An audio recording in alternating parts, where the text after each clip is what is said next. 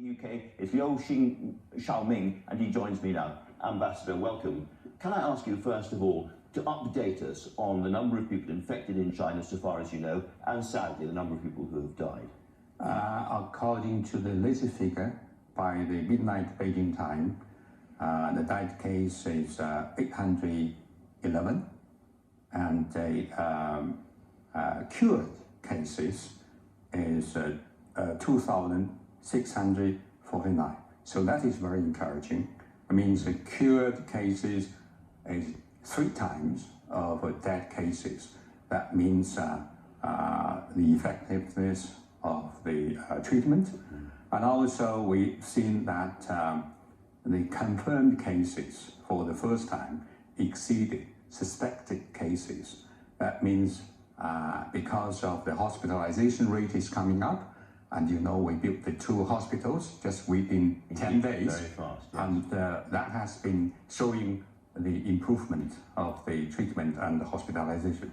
Is it the impression the rate of infection, however, is still increasing? Yes, rate is increasing, but I think people should not be panicked. If you compare the fatality case, not currently is 2%, much lower than Ebola, that is 40%, and even lower than SARS, which is 10%, yes. And lower than the H1N1 of 2009, that is 17%. And so there's no reason to be panicked. The Chinese government has adopted the most comprehensive, strict, conventional control measures. You've done some extraordinary things as a government. You have effectively quarantined or put a roadblock, as it were, around whole cities, and big parts of the transport system and the economy have closed down while this is going on. Can I ask you, how long is this going to have to go on for? At this moment, it's very difficult to predict when we are going to have an inflection point. We certainly hope it will come sooner. But the isolation quarantine method has been very effective. So far, the most cases are concentrated in Hubei and Wuhan. You know, Hubei is about the size of England plus Scotland, and the population is about England plus Wales. So there's a large area. And 65 million people, therefore, around about that. It's 59 million people, but the measure has been effective. Otherwise, it will spread out to the other parts of China. And also, I think the Chinese people are making contribution, not only for the safety, safety of life and health of ourselves, but also to that of the world people. Indeed, and is the Chinese government ready to take the same kind of measures in other places in China, other cities? It depends. I think there are some preventional control measures to be taken in other parts of China, but China itself is different. I mean, 80% of the cases are concentrated in Hubei province, but people have to be cautious. So there are measures, prevention and control measures being taken, applied to other parts of China. There was the very difficult case of the young doctor, Liu Xiaoming, who was the first person to actually alert people that there was something strange going on, a new virus that was worrying and was unknown. And the Chinese authorities sort of arrested him and gave him a notice of admonishment. And they were very, very tough with him. And they said, if you are stubborn, refuse to repent, and continue to carry out illegal activities, you will be punished by the law. And then, sadly, he died. Do you think the Chinese state made a mistake in that case? I would correct you here. It's not Chinese authorities. It's a local, maybe local authority, if you may. Chinese authority, as a matter of fact, we have the supervision committee have sent investigation team down to Wuhan to find out what was really going on. People feel very sad. I tweet, on my Twitter account, express my condolences and pay tribute to Dr. Li.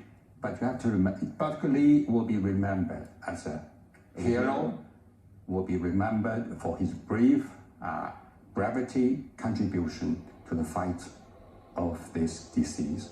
But he's one of millions of Chinese medical doctors and nurses. We have so many of them. They, put their life in the forefront of this battle. Many of them are being heroic at the moment. But nonetheless, Dr. Li himself said before he died, he said that it was very, very important to open up China more to these kinds of information. He said, it's up to the Chinese. We continue to exert influence as doctors, and it's very important that doctors, sorry, I beg your pardon, I don't know that quote after all. But nonetheless, he was very open about the need for more openness. And my question is this a moment where the Chinese state looks at the situation and thinks we need to be more open, we need to move more quickly when it comes to this kind of information? Exactly. We are very open. We share all the information.